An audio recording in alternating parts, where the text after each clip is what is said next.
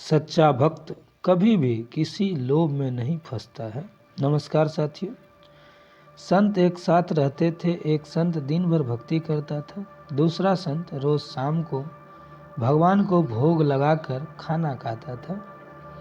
एक दिन दोनों संतों के बीच झगड़ा हो गया, क्योंकि दोनों खुद को श्रेष्ठ बता रहे थे। भक्ति करते समय मन शांत रहना चाहिए और सभी तरह के बुरे विचारों से बचना चाहिए। जो लोग इस बात का ध्यान रखते हैं, उन्हें भगवान की कृपा मिलती है। इस संबंध में एक लोक कथा काफी प्रचलित है। कथा के अनुसार पुराने समय में दो संत एक साथ रहते थे। दोनों की भक्ति का तरीका अलग अलग था। एक संत दिन भर तपस्या और मंत्र जाप करते रहता था, जबकि दूसरा संत रोज सुबह शाम पहले भगवान को भोग लगाता और फिर खुद भोजन करता था। एक दिन दोनों के बीच झगड़ा होने लगा कि बड़ा संत कौन है। इस दौरान वहां नारद मुनि पहुंच गए। नारद ने दोनों संतों से पूछा कि किस बात के लिए लड़ाई कर रहे हैं। संतों ने बताया कि हम ये तय नहीं कर पा रहे हैं कि दोनों में बड़ा संत कौन है। तो नारद ने कहा कि ये तो छोटी बात है, इसका फैसला मैं कल कर दूंगा। अगले दिन नारद मुनि ने मंदिर के दोनों संतों की जगह के पास हीरे की एक एक अंगूठी रख दी। पहले तप करने वाला संत वहां पहुंचा।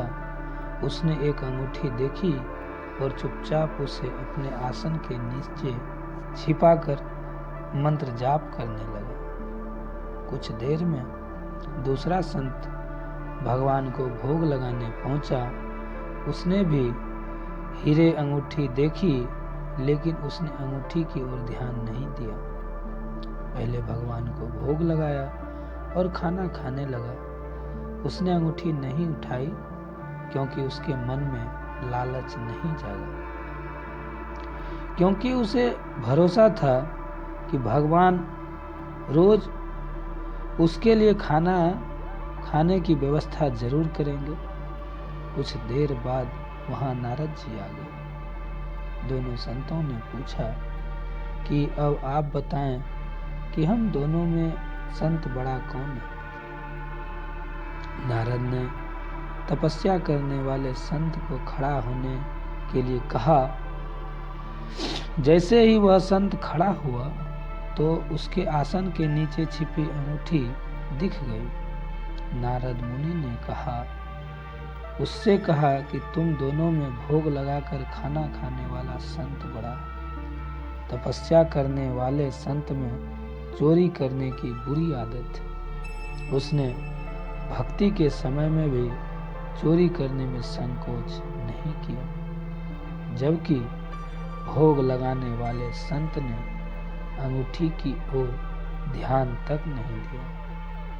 इस कारण वही संत बड़ा है।